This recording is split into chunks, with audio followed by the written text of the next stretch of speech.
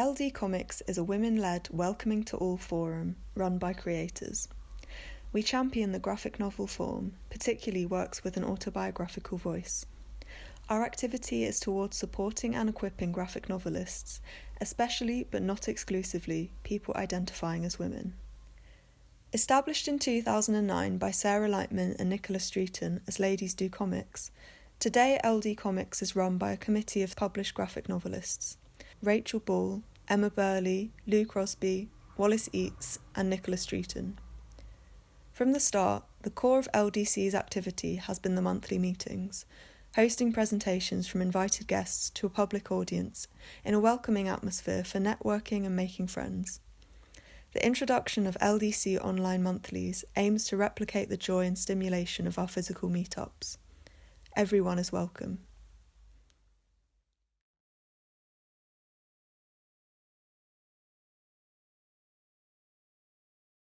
Thank you all so much for being here. Thank you to Dr. Nicola for inviting me. I'm very pleased to have the invitation to kind of kick off my year with you all, and I'm excited to hear from the next presenters as well. So I describe myself as a writer who started drawing, and I feel actually a very unlikely graphic memoirist. So my talk is going to focus on two main things. One is that journey to becoming a graphic memoirist, and the other, especially since this is a group about ladies in the traditionally male-dominated field of comics, I'm going to talk about the central theme of my work, which is stories of women breaking barriers in so-called men's worlds. So I'll start by reading a bit from my new graphic memoir that Nicola just mentioned, The Keeper, which just came out 2 months ago in October. And it's about growing up in girls' sports in the early years of Title IX. And if you are from elsewhere in the globe, perhaps you don't know what Title IX is. It's the 1972 law in the United States that was passed to prohibit sex discrimination in educational institutions. And the law has really become best known for the astronomical growth of women's and girls' sports programs in particular. I also have Title IX to thank for my career in academia as a university professor, because it ended quotas that limited women's access to jobs and graduate programs. So I was a soccer goalkeeper, football to many of you growing up, and my book, The Keeper, is also about figuring out how, after growing up in sports and athletics, I might become a writer. I saw these two pursuits as very different, even antithetical, sports and literature. So I turned to Vladimir Nabokov for help. So here I am on the screen, a sketch of me reading his memoir, Speak Memory, where he writes about having been a goalkeeper in college. And this is a young Nabokov saying, "I was crazy about goalkeeping. That gallant art had always been surrounded with a halo of singular glamour." And the image on the bottom left is an epigraph from my book, where Nabokov says, "I was less the keeper of a soccer goal than the keeper of a secret." And his secret was that while he stood in the back goal and the ball was at the other end of the field, he was composing poetry in his head. So this is another page from the book where I say, Albert Camus was also a goalkeeper. So I say, like Nabokov and Camus, I was a goalkeeper who wanted to be a writer, but unlike them, I was a girl. So indeed, girls' sports in the early years of Title IX looked a little bit like this. So these are two pictures of me as a young girl. And on the left, I am holding an American football because really I wanted to be a wide receiver. But still football, American football is not a sport for girls. And on the right is me playing girls soccer, which, as you might be able to tell, I'm playing against a boy because the only teams that were available early on were co-ed teams. And so, this was sports in the early years of Title IX for girls. But soon things did change, in part due to Title IX. And so by the time I was 12, I joined a girls' club team. The club teams were forming travel teams, and I became a goalkeeper on one of those top teams.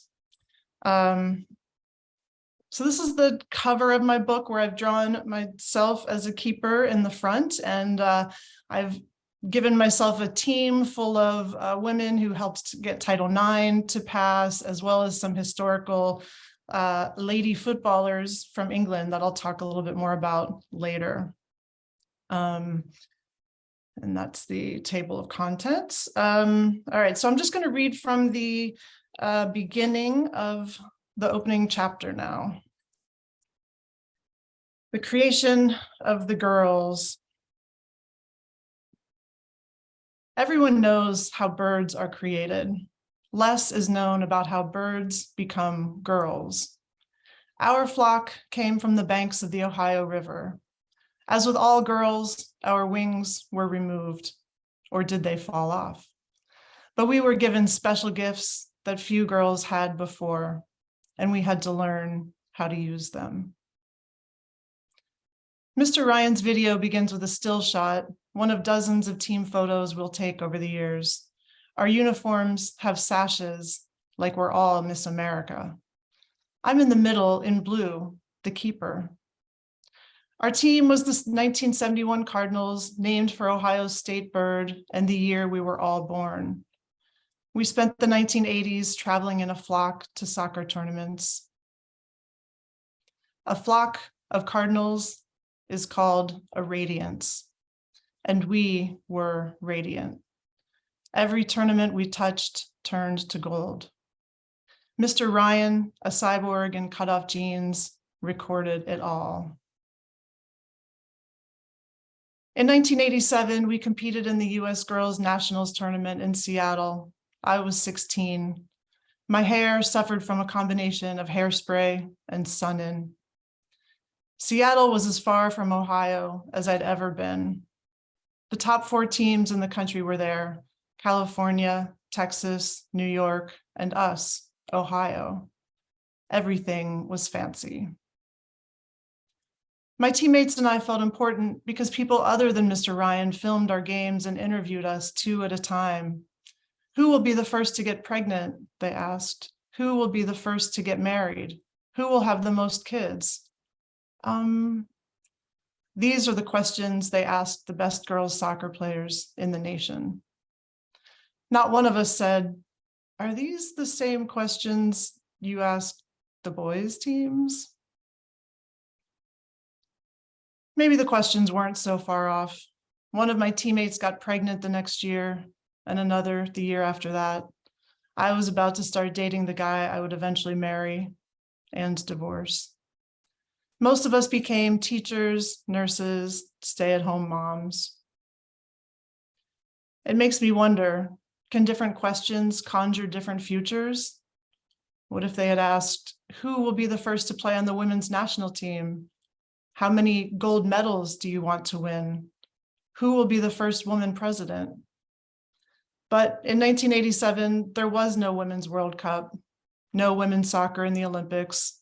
We'd never heard of a US women's national team. We still haven't had a woman president. Okay, so here I just want to point out that on the left side, I've got hands drawn in a classic W goalkeeper formation.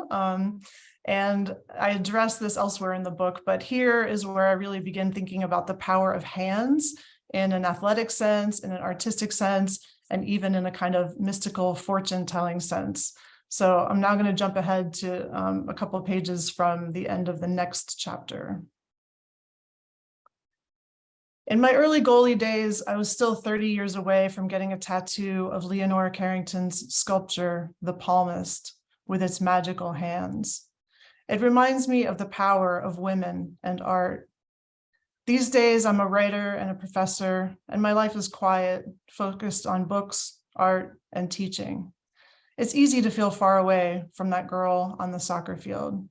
But looking back now, I wonder, if I could have looked into my teenage goalkeeper palms, what would I have seen in my future? What would I have told myself? Okay, so now I'm going to jump a little bit into my future. Let's see. I have, oh yeah, so I'm going to go to college and then grad school. And in both places, I felt like I was kind of living two different lives. And so very briefly, in college, where I was also a goalkeeper, played for my university team, I say I was the only student athlete who was also an English major. My bookish life always seemed at odds with my jock life. And then, of course, Nabokov again faced a similar tension in his university years. And he says, the literary set frowned upon various things I went in for, such as entomology, practical jokes, girls, and especially athletics.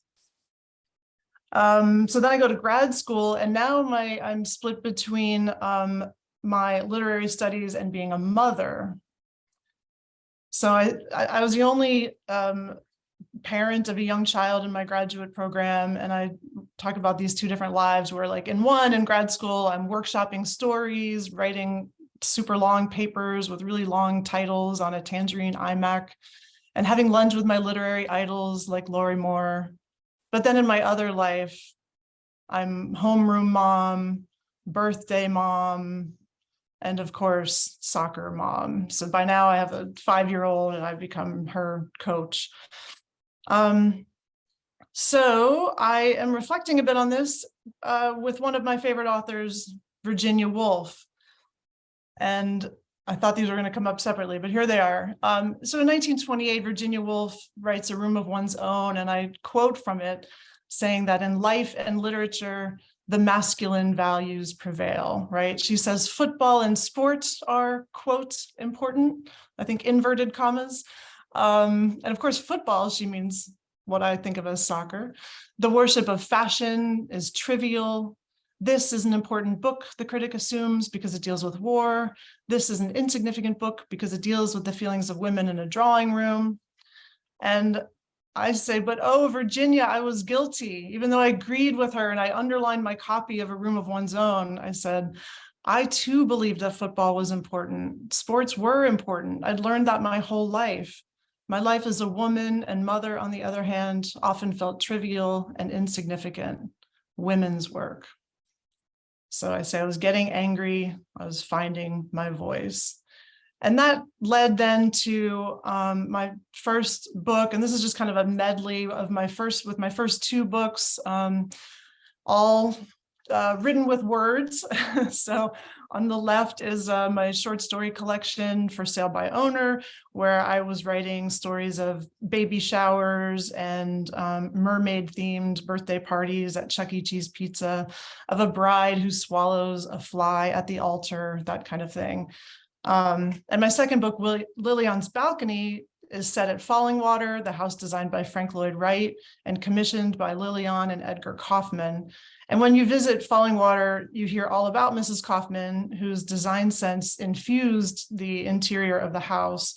But then when I read stories of the history of the house, she's basically all but written out. So I wrote a book from her point of view, giving her story the center. So both of those books are works of fiction, and like I said, told only through words. But by now I'd gotten a job as a creative writing professor, and I'd begun not only reading and writing, but teaching memoir, something that was often dismissed in my graduate program. And I fell under the spell of graphic memoirs and poetry comics and text image books of all sorts. So here are just some of those early influences. The middle one, Myra Coleman's Principles of Uncertainty, was a really big one at the time, with her expressive gouache illustrations paired with her jaunty prose. Fun Home by Alison Bechtel, Persepolis, these were really huge. Linda Berry, her syllabus and all of her books about teaching the making of comics really helped kind of break through to me, both kind of giving me permission to do whatever I wanted in comics, and also for my students as well. I've got some poetry comics listed here. So all sorts of different works that really excited me. And so by my next book, this is called The Bitter Life of Bozhena Nemtsova. It has, this came out in 2016, and it has both image and text. It continues my passion for telling women's stories. Božena Němcová was a 19th century Czech fairy tale writer and novelist who Milan Kundera calls the mother of Czech prose, but she's relatively unknown. And so I wanted to write about her. And then I wrote a series of postcards addressed to her. So it's my text plus some of these images that and collages that I was making at the time.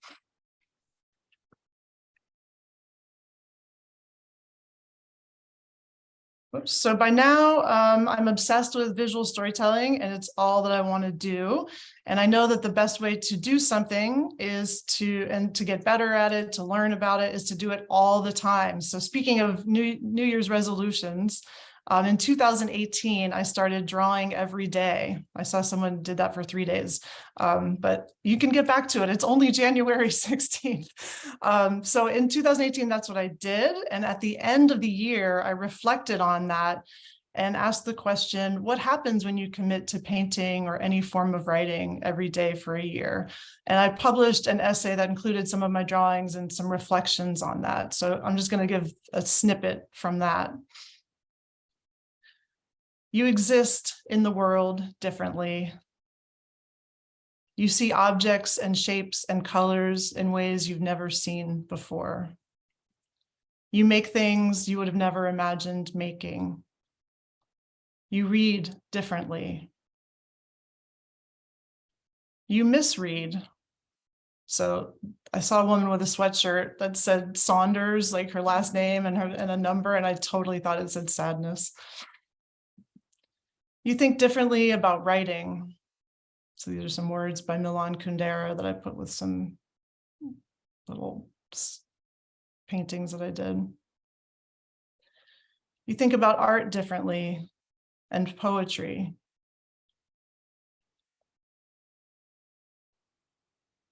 And sports. So that's the beginning of that essay. It goes on for a while with some of the paintings that I did, that sort of thing. But yeah, I got a crush on the Croatian goalkeeper during the 2018 World Cup as I was watching that. And this also got me thinking back to my own goalkeeper days, and my work on the keeper began. So I'm going to make a short return to the keeper and then kind of close with a note about my next project. So I'd always believed that I was part of the first generation of women soccer players who traveled and played competitively. There were no programs at my high school or university until just a few years before I got there. Some of the most amazing parts of working on the keeper, though, was doing research and learning about the lady footballers of England and Scotland going back over 100 years. So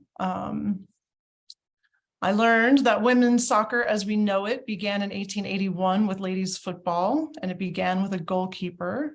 And then on the right side, I have to move my panel of your profiles. Then in 1895, a woman named Nettie Honeyball started the British ladies football program, and British Ladies Football Club. And she said, there's nothing farcical about the British Ladies Football Club. I founded the association late last year with the fixed resolve of proving to the world that women are not the ornamental and useless creatures men have pictured. And then at the bottom is an image of the Dick Kerr ladies, which was another women's football team in the 19-teens and 20s, started during World War I, when a lot of women started working in munitions factories and then also started playing football. And but pretty soon people got obsessed with their bodies and their clothes, and they didn't like that women were playing football. And so women were banned from playing football in 1921, and the ban lasted for the next 50 years. So in my journey from athlete to artist, I ultimately had to leave Nabokov behind. Oops. And here I say, I don't know why I thought it was so different being an athlete and being an artist. An athlete who is a woman has more in common with an artist who is a woman than with an athlete who is a man. There is no reason why football should not be played by women. The masculine values prevail. Women are not just the ornamental and useless creatures men have pictured. I didn't have time to be anyone's muse. We want equal pay. So I think you've seen some of the women on here. On the left is Lady Florence Dixie, who helped start the British Ladies Football Club. On the right is Leonora Carrington as a young woman not wanting to go to a debutante ball. And at the bottom right is Brianna Scurry, a goalkeeper for the US Women's National Team that I played against and admired greatly.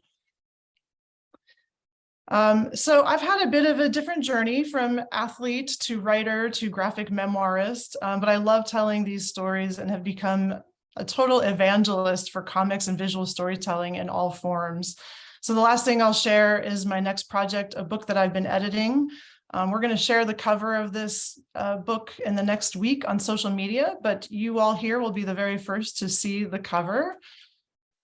Whoops.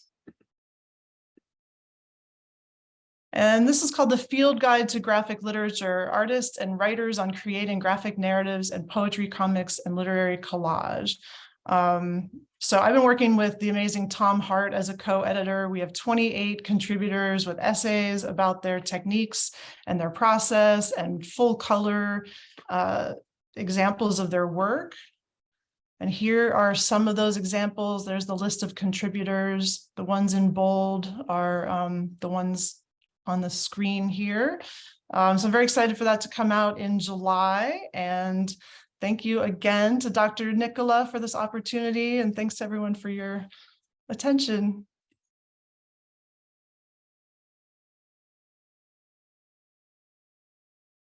I just want to read a little bit from the short comic that I submitted to LD Comics when they did the call for East African female comic artist. Yeah, and I think hopefully it's the one that got me in. So yeah, if thoughts are like a tree, then stories are a forest, a thick, dense, endless, ever-growing forest. We sit and enjoy its fruits because every tree gives freely. But there is a danger in one story, eating from one tree of knowledge. The more we eat from one tree, the faster its seed spreads, leaving no room for others. We become biased, thinking it's the sweetest fruit when there are others, maybe even sweeter, better suited to our needs. The more we eat of one fruit, we become unable to think for ourselves, plant our own seeds, eat of our own foods.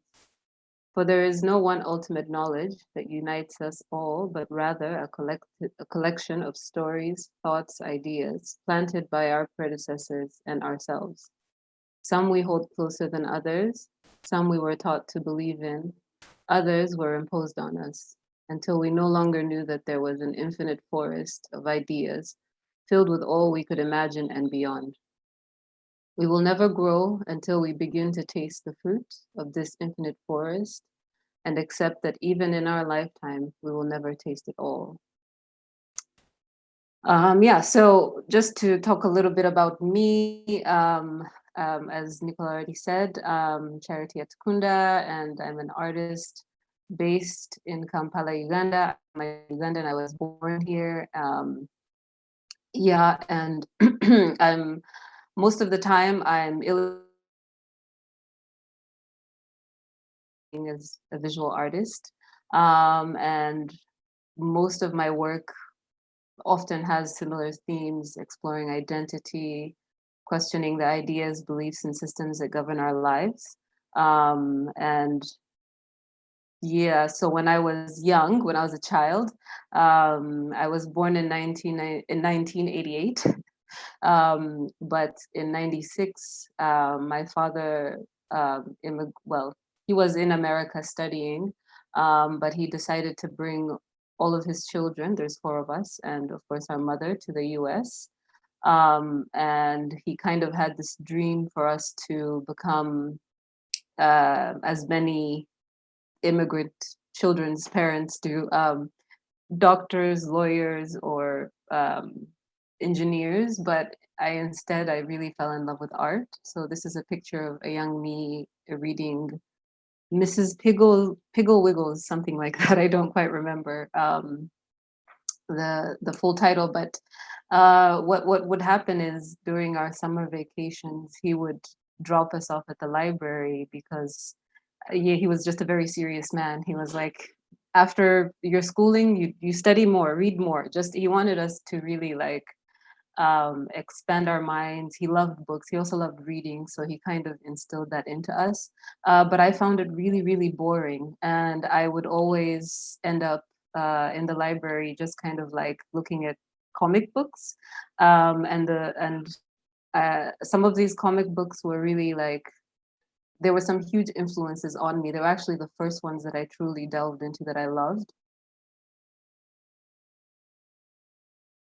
Kathy in the newspaper, I stumbled onto mangas. So Nausicaa of the Valley of the Wind by Hayao Miyazaki, which I doubt I pronounced that correctly, but I have a lot of respect for him as a creator. And I really fell in love with his work. And these are things that I carry with me up to now. And there's elements of his work and his films that I still like enjoy up to now. And then the other creator whose work I truly loved was Neil Gaiman, The Sandman. And I just also love the way he tells stories, and he works with different artists to, illustrate these stories. And when I finished high school, my art teacher gave me a copy of The Prophet by Khalil Gibran, which absolutely love, and I keep with me to this day, and I still read.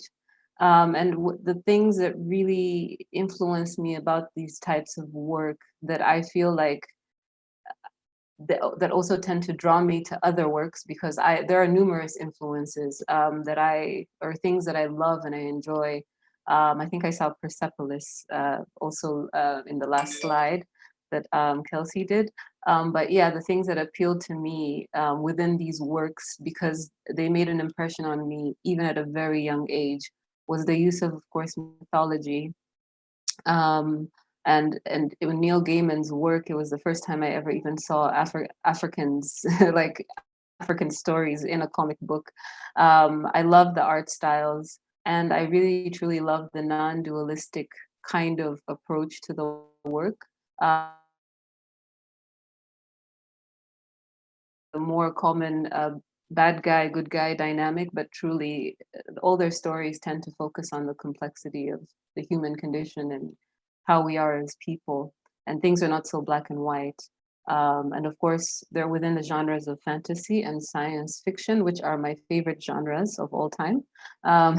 They tend to have really strong female protagonists, and I think for me, I respect Miyazaki for always having these strong women that go through these very complex things, and then they come out at the end. It teaches really a lot about confidence and women being able to do things, and I think it's great that he was able to kind of inject that in his work.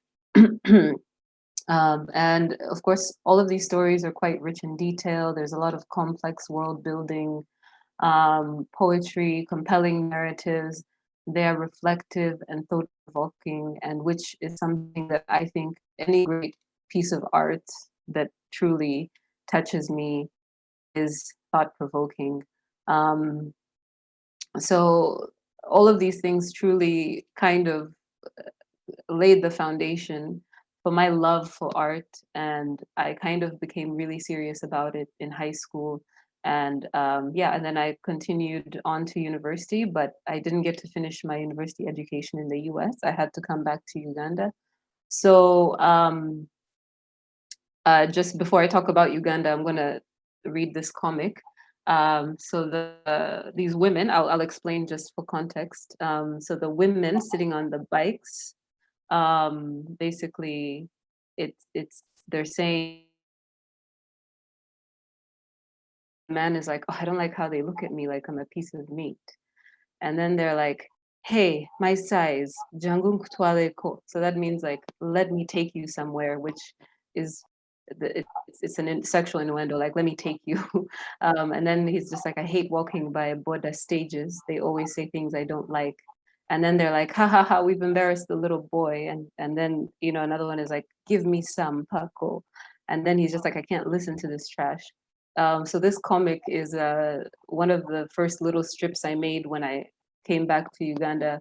And I had some time after school, and I got a few gigs illustrating, and it was for a project called Big Men, and it was kind of exploring gender roles, feminism, and this kind of thing in East Africa.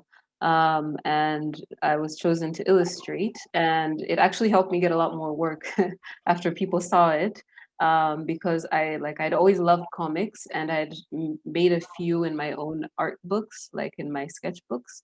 But then when they actually shared this publicly, like I started getting people asking me if I want to make comics, because there are not a lot of female comic book artists, especially ones that are kind of focusing like on feminism or mental health or these other complex issues. So yeah, just also to explain the women on the bikes, it's a form of transportation here in Uganda called boda bodas.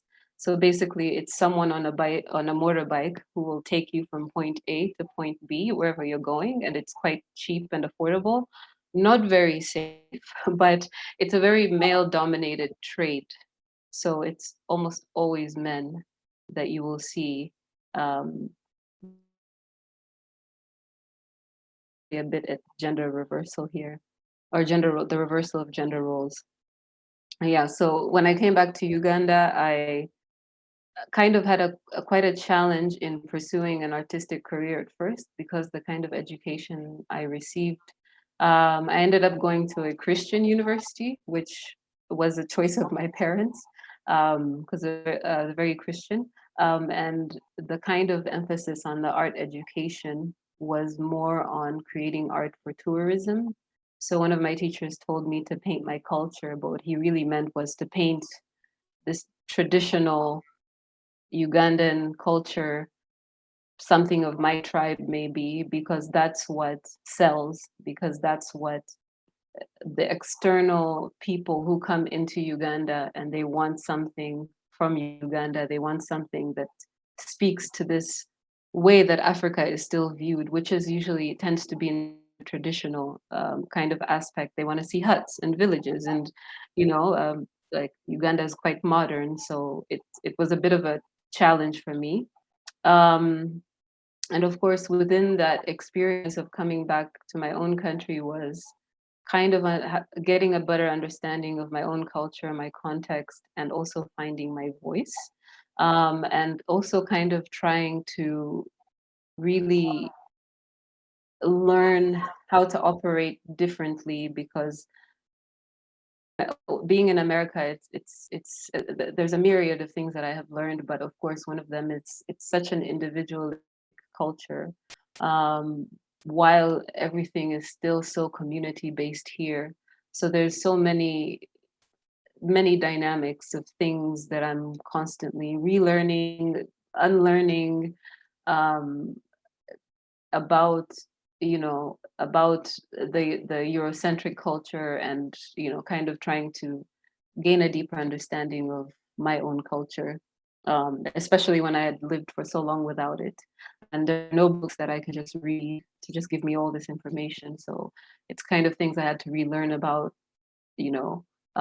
myself, and the ills of colonization, being a post-colonial like place, and just learning about it all, and kind of like learning it from other people, learning it from the day to day, learning it from the practices, the weddings, the funerals, the way things just operate generally here. Yeah, it was relearning things. And so the next thing I want to talk about is just my art practice, because eventually I started getting more work, and I started just doing more illustrations, from graphic design to just illustrating for specific media outlets and various projects. And this is I wanted to sample you with just one of them, if any of you are more interested in learning about it, and African art collectives. It's called Common Life Art. Yeah, it's just, again, I think you can see how comics kind of still influence even my illustration style, despite uh, despite my fine art training, I would say, where comics definitely became respected at some point, and they're not looked down on as they used to be as a fine art form. So it's definitely still at the root of like what I truly love to do, and like it's still within my work. No matter what I do, it always comes out. And just to like show it again, these are just examples of more of my personal work. Um, just Either it comes in digital or tactile form. So like the woman with the headscarf here is a digital artwork combined with charcoal charcoal textures that I scan and elements of collage. Um, and then this other image is a type of, I did it at a residency, and it is a combination of charcoal and glitter. I learned a technique of sand painting, but I kind of decided to use my own materials that were close to me. But still, I feel like that the intensity of the dark lines and the expressive imagery, I still feel like stays within my work, no matter in which form it's translated into. And it's just really quite exciting, I guess. um, so just to talk about what I want to do next.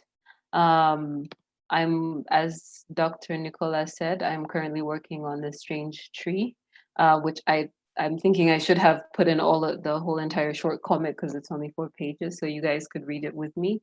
But basically, it follows the story of Mwezi, who is a botanist, and she's living on the moon, and she has to go to the Earth basically to collect data to help determine if how much more time or how long it will take for the world to be habitable again.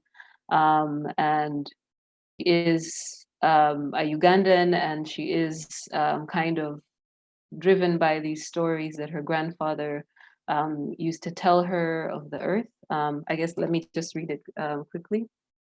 So my mission and that of several others deployed from the moon colonies was to collect data, assess what it would take for the Earth to be habitable again. It wasn't just the heat or the floods that kept us from coming back. It was the soil.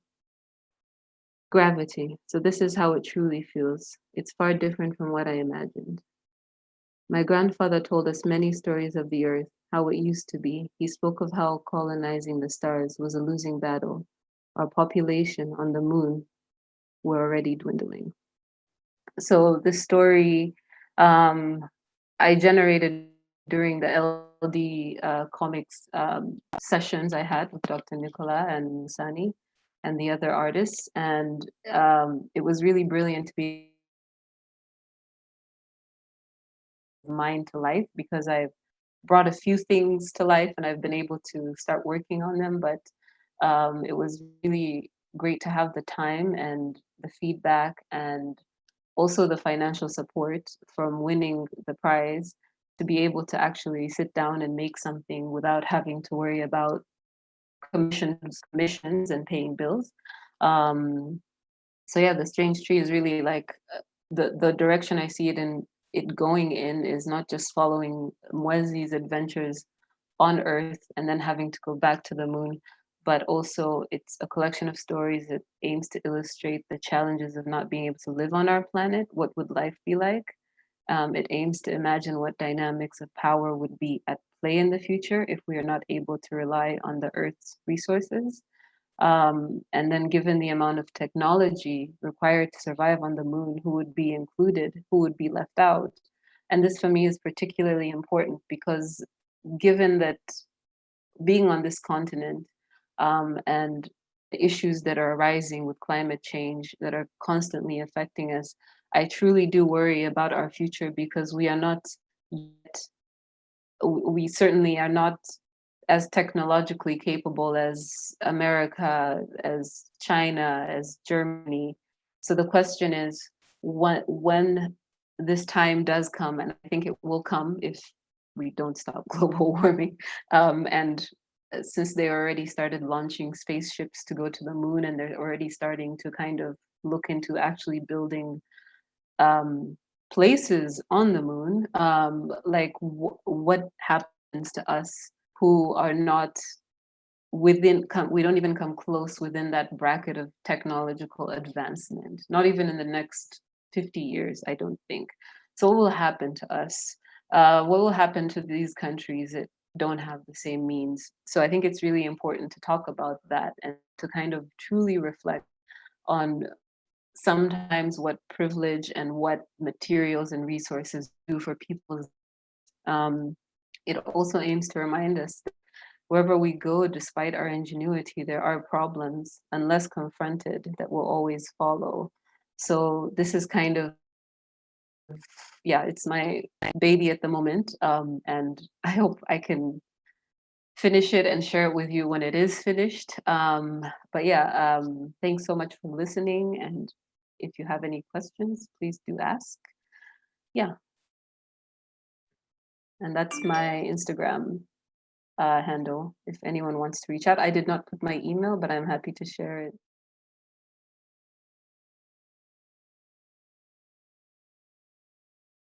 Hello, let's start. I know this has to be 20 minutes. There's a lot to go through. Oh gosh, where's my notes? I can't speak without my notes. All right. Before I begin speaking, it's only right for me to make everyone aware of what I'm about to break down in part. This talk contains themes that may be difficult listening for many. So for the next 20 minutes, please take the necessary measures to ensure your safety and the care of those around you.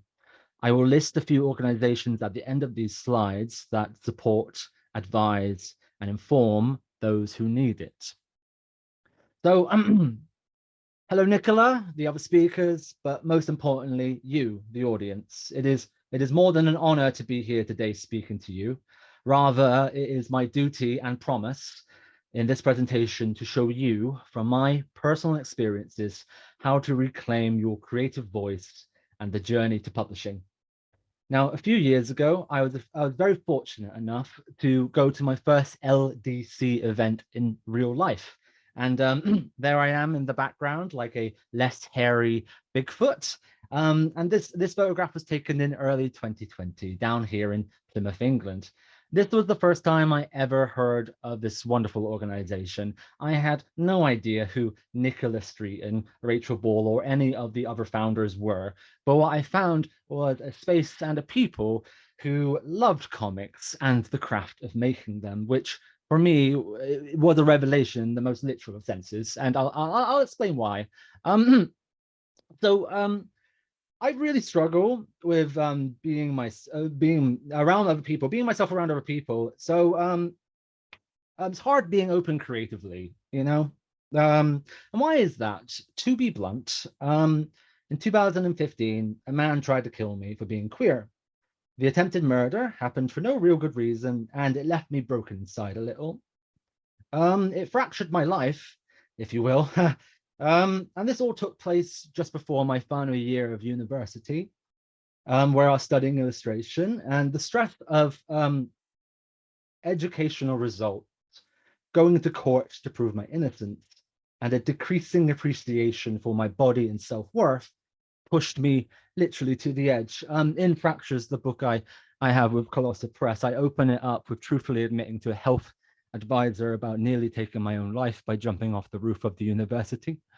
And that was the first time I ever spoke about openly from the actual attack. And in that time from the attack to speaking to this mental health advisor, I developed orthorexia, which is the cousin of anorexia, depression, paranoia, suicidal thoughts, and agoraphobia, which, you know, isn't amazing. But life goes on, and I graduated barely from from the university, and I won my court case against my attacker, and I tried to live my best life afterwards. And I really tried not to think or dwell upon what happened. And I thought best it was to leave that stuff behind me, because nobody wants to hear about that stuff, and I was completely wrong to do so. So from the initial attack to the hate crime, the 5 years that I spent being a professional illustrator were hollow. Yes, I worked professionally. Yes, I had close friends, and yes, I still breathed the air upon this earth. But there was something deeply wrong with the work that, with little time I had to my availability, the projects that I worked on, they never went anywhere. And I'm talking about hundreds of pages of comics I'd made, different stories, and none of them never went ever went anywhere. No publisher, no agent, not even myself by 2019 could muster the strength to continue making work that nobody cared about, I couldn't care about, and I knew there was something wrong inside me. So after the years of creatively hitting my head against the wall, making these fantastical stories about monsters and heroes and villains and all this stuff, I needed some help. So with the little money I had saved up, I actually got a pair of impartial eyes to help me, and those were in the form of a clinical psychologist. Basically, I asked the psychologist, could you please look at my work? And they were really confused, because they never expected to do art criticism on our first day of therapy. But they humored me, which I was very thankful for, because I care about work, my art, and as every good artist, they want to make the best thing. And they looked at my work, and they oh gosh, they were quick to note that none of my work had any of myself recognizably in it. They asked me, why does none of your work reflect your life or beliefs? Why does it lack an inner reflection? And again, I would make these works, these fantasies, all about, like, you know, fun and stuff, but in reality, it was all escapism, and I couldn't see it until then. In fact, they called it fluff, my psychologist, which it was. I spent years just making fluff, and then they started to ask me more personal things, more cutting things, and they said, have you experienced any trauma in the past that may have silenced your creative voice? And you know, yeah, of course. There was the hate crime, and it clicked into place, you know. Sorry, because they thought about what was wrong with me, and they said it was a negative mindset brought upon by these things. And you know, I would silence my own voice, because I used to think, what's the point? Why would anyone want to hear about it? You know, even if I did write or draw anything, no matter, my voice doesn't matter in the grand scheme of things. And I have nothing interesting to say, nothing new, nothing. People have it worse than me. I should just shut up. And I'm scared people might think what I have to say is dumb or wrong. And yeah, sorry. It is, PTSD is real. So yeah, I shut off the ability to empathize with myself, which is everything when you're trying to tell a good story, because you can't believe a story without that innate human hidden truth. Nothing is worth telling unless it comes from a place of honesty. And I never did that. I couldn't do that. So after finding out that, I said to myself, why not go back to the university I nearly took my life at, because I'm a masochist, and do my master's degree. And, you know, that was amazing. I thought it was time to prove to myself, not you can only go back, but you can repair your past mistakes and yourself by doing so. So I started my master's degree in early 2020. And like I said, I went to LDC, and then the pandemic hit, which was amazing. Every single plan I had went down the drain. And to make it worse, when we went into CAM-based learning, I had like I had about 45 minutes per week to talk about all this, and the advice was adequate at best. Not saying the university is bad, it wasn't enough. And I asked my teachers one day, I asked them, please, can we have a little bit more time to talk about it? And they said no, because it wouldn't be fair on your other classmates. And that really hurt me, because these were the people who were supposed to inspire me to make something, and I felt like a burden. I couldn't ask them for anything anymore. And I thought about the last place I felt good about myself and comics, and that was LDC. And so I looked up people who ran it, and I found Nicola and her book, her wonderful book, Billy, Me and You. And in it, I saw how she was able to transcribe her grief into a way that people could understand. And I with the little money I had left from student loans, I got some lessons from Nicola, and she taught me how to talk about these things that I just couldn't get out. And these lessons were so important to me. Thank you so much, Nicola. And please do pick up the book. It's amazing. Anyway, these are the things that I learned from Nicola. So there are 3 different approaches to getting the inner trauma onto the page. And these are graphic medicine, design activism, and pathos graphics. Can you tell I used to be an academic? Yeah, 1 moment. Gosh, here we go. Right. Graphic medicine. Graphic medicine is a type of comic or sequential art that builds empathy between the reader and the subjects. Usually these works are intended for those interested in a learning experience. It's a much more academic or epistolic approach than a simple narrative. These are works that are meant for friends, doctors, co-workers, social workers, of people with pain. It's a very easy way to understand a trauma. And then we have design activism. Now, design activism is the active choice to do good in the world. This usually involves heavy amounts of research into current injustices, past histories, and politics, all of which aim to inform the public at large for needed cultural change. And I'll just say this, I tried to find books about hate crime, surviving it, and there was none, and it just empowered me to do more. And the design activist's job is to take in consideration not only their methods of communication, but whom and how they create their work for. Finally, we have pathos graphics, which is books in which disability and the mental health are reflected in such a way they show the raw truth of living with a condition. They usually aim not to inform the reader with blanket statements, rather present themselves in raw aesthetics, meaning they are hard or possibly indecipherable to understand outside of their community of pain. And when you put them all together, I just found this graphic today, you actually can be persuasive when you understand the sort of elements. And I did. I started to learn these things. And I will say, if you're interested in the academic approach to learning these things, these are the books that I would recommend. They will be at the end of my slides. They'll be on the end of my slides and also on my social media, all of the books I show, if anybody's interested. But these are amazing. So yeah, I learned all these things, and the main tool I got away from it was the iconography of illness. Now, how much time? Okay, we're okay. So the iconography of illness. This is an amazing page from Epileptic by David Bouchard. In it, we have the metaphorical representation of epilepsy through both fiction and the hard-hitting final panel of reality. And it's amazing.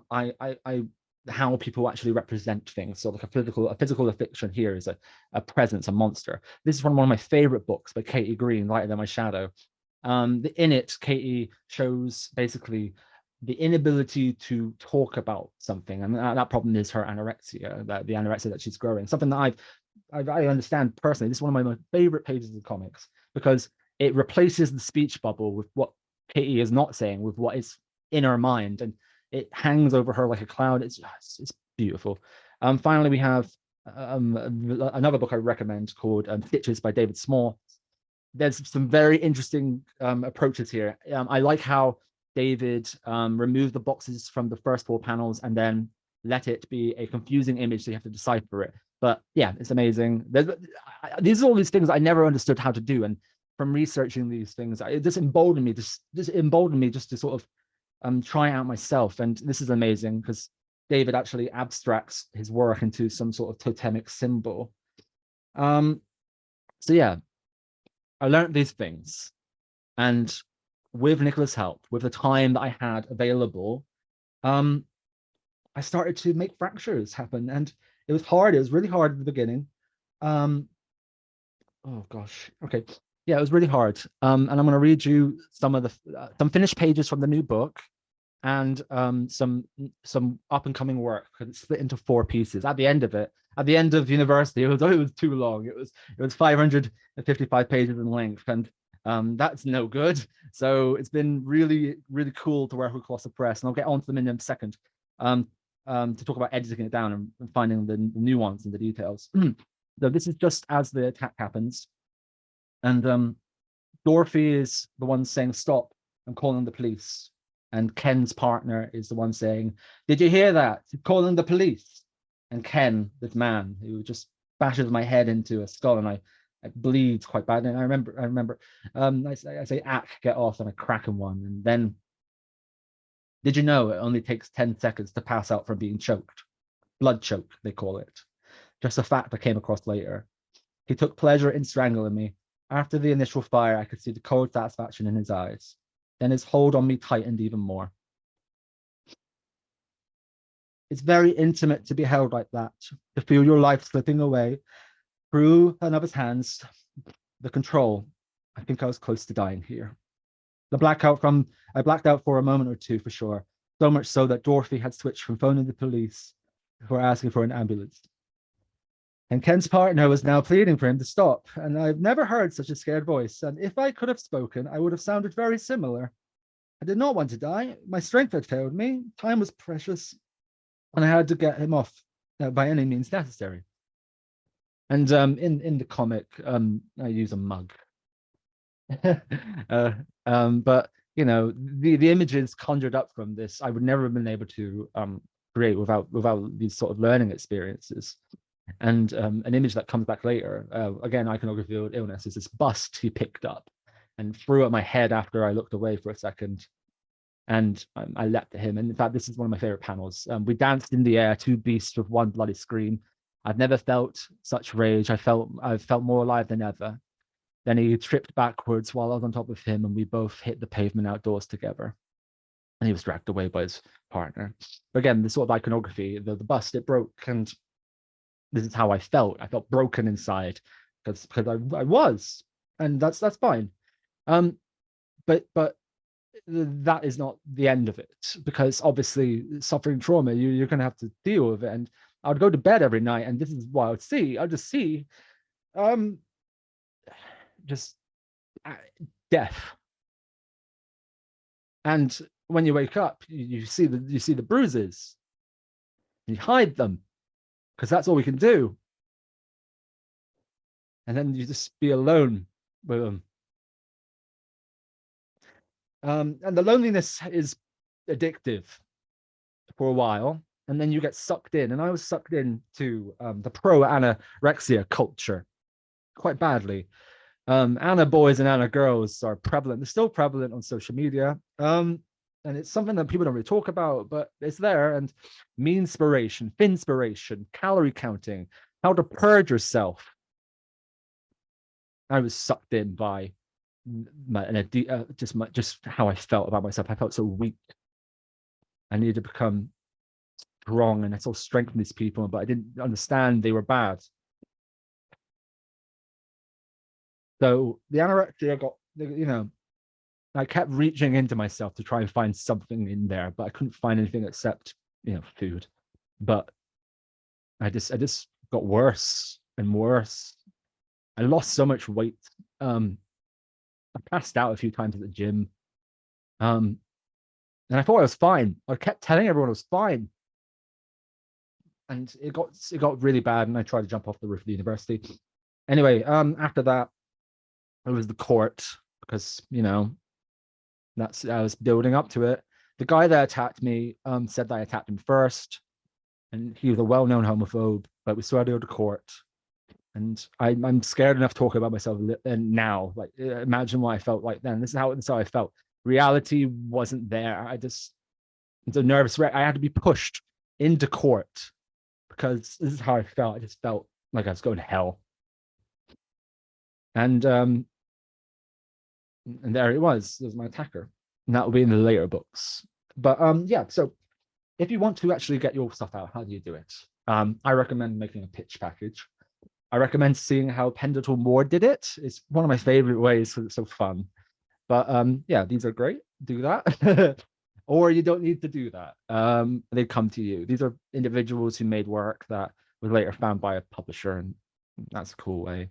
Or you could make the work and then resubmit it to a publisher, like Ed Luce did here. Amazing series. So to do this, you need to email editors and agents. Try not to spam them. I must have sent out 100 emails, and the responses were either nothing or lukewarm or really rude, and that would really hurt. And don't waste your time. The entire time I was just sort of sending out these emails, I did all these awards, I did all these competitions. I won a few. I was very fortunate to win one about the death of my uncle that I only would be able to tell because of my tutelage from Dr. Nicola and my university. One day I saw the work Ali Hodgson, who is one of my favorite artists, did with Colossive Press, and I saw their manifesto, and I thought maybe these people would actually help me and get my work out there. And the manifesto, whatever your story is, it's worth telling. Be inspired, not intimidated. Just those 2 lines was enough. And I sent the email to Tom and Jane, and they were so kind to respond and actually believe in me and get the book out and help me make it. And the work is the result has just been I can't imagine. I couldn't imagine it a couple of years ago. You know, one of my favorite artists, Ed Firth, he said like some beautiful things. And so today on a podcast, they were just saying like, good job. And that's amazing. And being asked to talk at events would never have happened. And the 2 images of fractures on the book down there mean so much to me. It's in the only queer comic shop in Plymouth, and it was 10 minutes away from where I was nearly killed. And to be 5 years later and have it in a place that you know, where it could happen again, where it can be for somebody who needs it, it makes me happy to help. So I was into health stuff, as you remember, the anorexic stuff. Before that, I collected all these books about health and how to get into it. And I never read them because I got sucked in by the Anna culture. And I really wish I finished Body for Life, and I only just did. But there's a quote in that might have changed everything. And it is, by learning how to transfer obstacles into advantages by attacking challenges head on, you will not only continue to move forward, you will gain inner strength to deal with anything life brings you. When you look at adversity this way, you realize misfortune is a bridge, not a barricade to greater achievements. It can represent the opening of doors, not the closing of them. When adversity strikes, don't let it stop you. Promise yourself in advance you will transform that negative into a positive. And that's not just the way to handle it, it's the only way. And it is. It's the only way to actually get through it. And don't let anyone stop you. Oh dear, what's happening? So thank you very much. Yes, just in time. I will put all these links on to every book and organization shown on my social media. If not, please take a screen grab now. Thank you very much for the privilege of talking to everybody.